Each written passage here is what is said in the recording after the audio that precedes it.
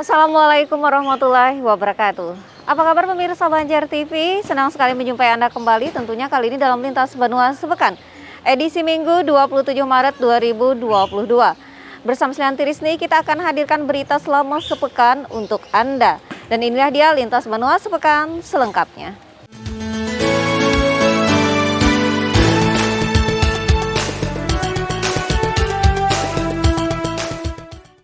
Ya pemirsa, mengawali Lintas Banua Sepekan kali ini, sejak dicabutnya harga eceran tertinggi untuk jenis minyak goreng kemasan, kini ketersediaan minyak goreng curah di pasar tradisional terus mengalami kekurangan pasokan, hingga akhirnya beberapa hari ini stoknya menjadi kosong.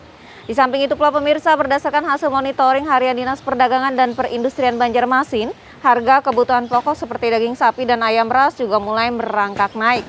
Kendati kenaikannya masih di tingkat wajar, hanya berkisar 5.000 sampai 10.000 per kilogramnya. Jelang Ramadan yang kurang beberapa hari lagi, harga bahan pokok di sejumlah pasar tradisional terus merangkak naik. Bahkan sudah ada salah satu komoditas bahan pokok yang stoknya kosong di pasaran, yakni minyak goreng curah. Menurut salah satu pedagang minyak goreng curah, sejak dicabutnya head untuk minyak goreng kemasan, ternyata tak berlangsung lama. Minyak goreng curah menghilang di pasaran. Saat ini harga minyak goreng curah bervariasi, ada yang menjual di harga 14.000 hingga 16.000 per liter. Minyak curah ini kosong pas yang ada kebijakan harga naik. Kosong tuh, malah sebaliknya minyak kemasan yang keluaran. Kalau untuk curah 14.000, tapi tidak ada barangnya. Jadi di bawahan bagainya spekulan nih. Ada harga 20.000 berjual, ada yang 18, 19. Ya ambil untung lah, karena ada barang. Kalau yang kemasan? Kemasan 2,25-an. Itu per liter? Per liter. Yang ada aja tuh. Tapi masyarakat lebih milih yang curah, karena bedanya kan 10.000 lebih tuh, selisih harganya lumayan. Sementara itu, Kabid Penguatan dan Pengembangan Perdagangan Disperdagin Banjarmasin mengakui kosongnya stok minyak goreng curah karena adanya selisih harga yang mencapai 10.000 dari harga normal minyak goreng kemasan. Tadi itu kan keluhannya di minyak goreng curah. Kenapa? Minyak goreng curah kan hilang dari pasaran. Karena apa? Karena selisih harganya itu, Pak. Selisih harganya itu hampir 10.000 dari harga normal, yang harga kemasan sekarang. Nah itulah kenapa mungkin mereka yang pengen cari untung, maklum lah, pasti cari untung itu mereka itu. Yang asalnya 11,5 sekarang 14, yang kemasan yang ada ini 24, 23, selisihnya sangat besar. Nah inilah yang menjadi kekosongan minyak curah. Guna mengatasi permasalahan tersebut, Rahman mengaku sudah melakukan langkah-langkah dengan mengumpulkan para pedagang pasar yang bersedia menjual minyak goreng curah dengan harga 14.000 untuk konsen secara terus-menerus. Muhail, Banjar TV.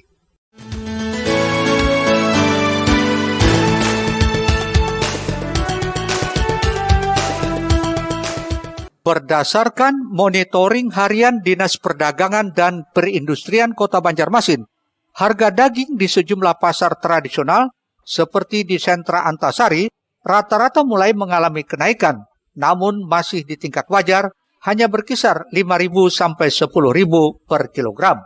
Beda dengan di Pulau Jawa, harga daging rata-rata sudah mencapai di kisaran Rp170.000 per kilogram. Nur Sahdi menyatakan naiknya harga daging ini selain momen Ramadan, juga stok sapi berkurang hingga tidak mencukupi untuk kebutuhan masyarakat.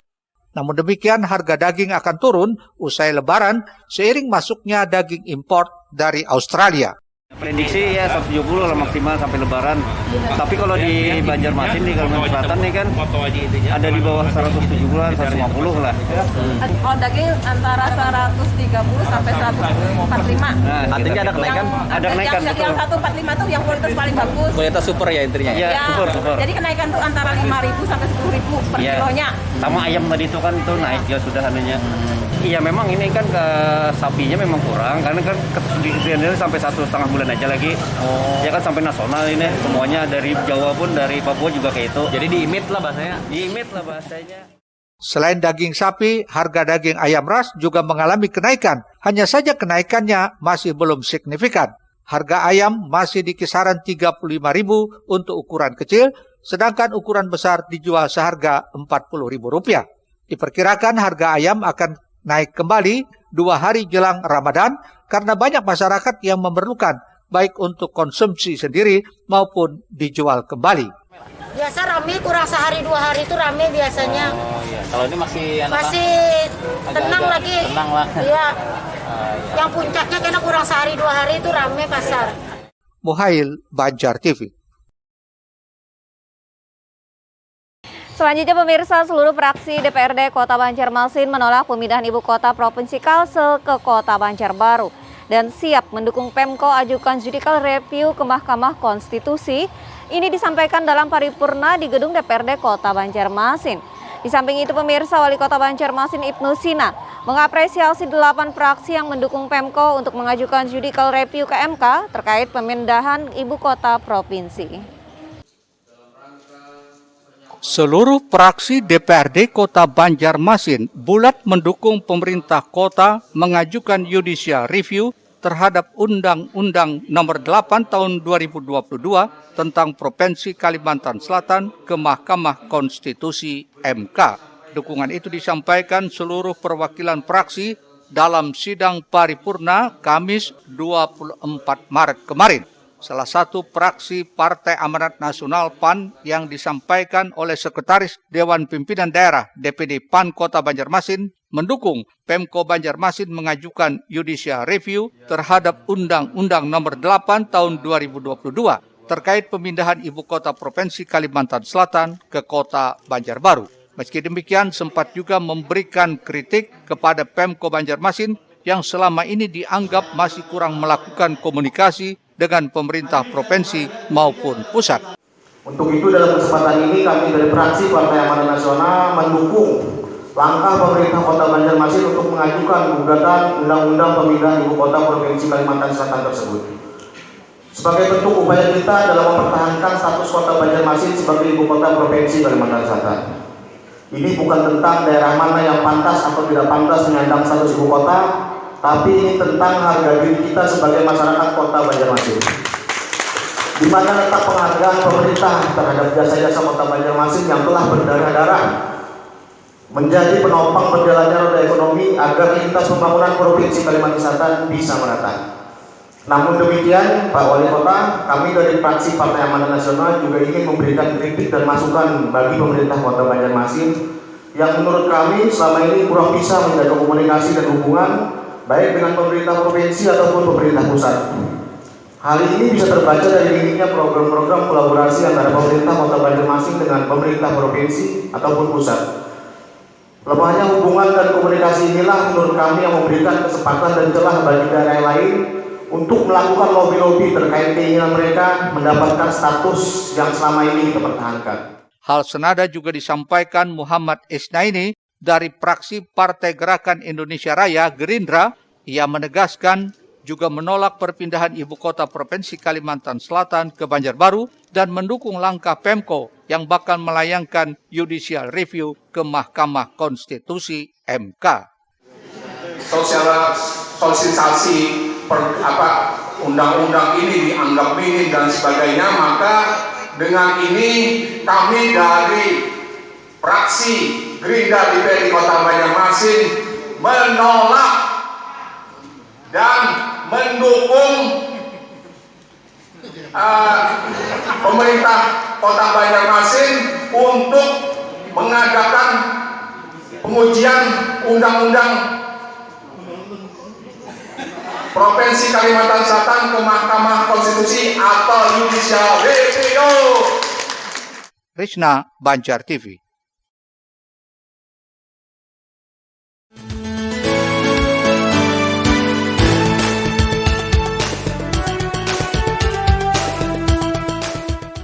Sementara itu, Wali Kota Banjarmasin Ibnu Sina mengapresiasi dukungan dari 8 fraksi untuk melakukan judicial review, sehingga hal ini juga menjadi energi bagi Pemko Banjarmasin. Undang-Undang Nomor 8 Tahun 2022 Pasal 4 menyebutkan ibu kota provinsi tidak lagi di Banjarmasin. Bagian hal tersebut yang akan nantinya diuji formil dan material. Ibnu menilai pemindahan ibu kota provinsi ini dilakukan dengan partisipasi publik yang sangat minim. Di samping juga tidak melibatkan pemerintah daerah dalam pembahasannya. Hal ini menjadi dasar kuat dugaan ada tahapan formil yang tidak terpenuhi. Oleh karenanya jangan heran juga ada reaksi dari kelompok masyarakat dan Dewan Kelurahan atau Forum Kota Forkot. Pasal itu yang akan diuji, baik formil dan materialnya. Dan dengan persetujuan DPRD hari ini, itu menambah energi bagi pemerintah kota bersama-sama dengan bagian hukum untuk melakukan langkah-langkah 45 hari maksimum dalam rentang waktu setelah 16 Maret. Kita punya kesempatan untuk melakukan uji formil. Ya, tetapi kalau uji material itu tidak dibatasi waktu. Tapi kami berharap karena ada dugaan bahwa partisipasi publik yang minim, kemudian pemerintah kota, kabupaten tidak dilibatkan, ya, kemudian pemerintah provinsi yang menerima hanya sekda ketika konsultasi publik. Nah, itulah dasarnya. Termasuk juga kajian dari Komisi 1 DPRD Provinsi Kalimantan Selatan ketika ditanya oleh Badan Keahlian Legislasi DPR RI, maka jawabannya adalah tidak satupun menyinggung persoalan pemindahan ibu kota. Terkait kritikan yang disampaikan Partai Amanat Nasional, Ibnu pun menepisnya. Ibnu menyebut bahwa komunikasi Pemko dengan pemerintah provinsi dan pemerintah pusat sudah berjalan baik. Itu dibuktikan dengan banyaknya pembangunan yang dananya bersumber dari APBN. Disebutnya misalnya pembangunan jembatan Alalak, penataan kawasan Klayan dan Rusunawa, serta pembangunan dermaga pasar Ujung Muruk. Murtasiyah, Banjar TV.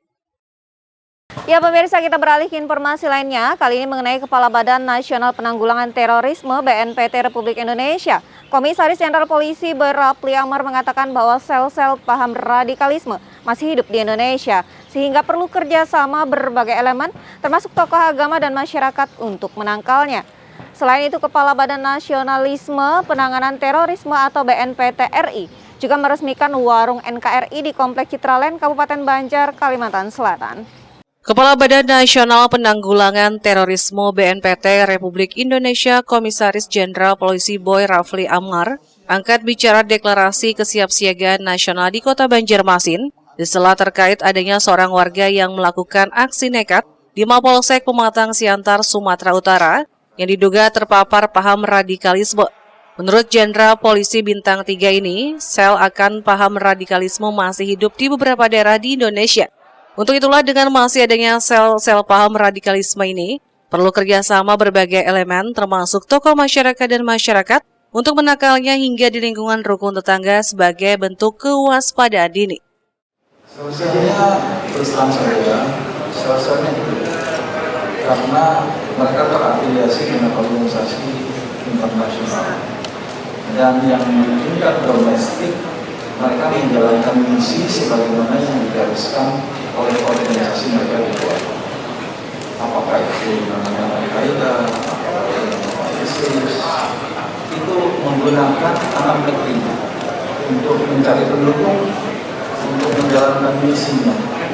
Jadi ini bisa masuk kepada kalangan masyarakat, kaum perempuan, bisa-bisa tanpa terasa, tiba-tiba sudah ikut dalam alam pikiran yang mereka mau.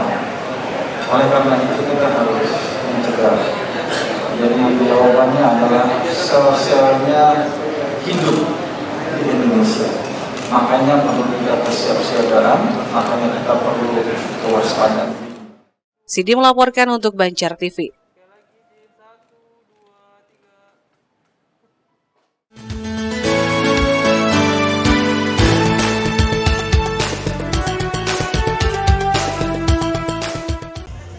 Sebagai salah satu upaya mencegah masuknya paham terorisme dan radikalisme, dibentuklah sebuah wadah akur Rukun Usaha Nurani Gelorakan atau disebut Warung NKRI.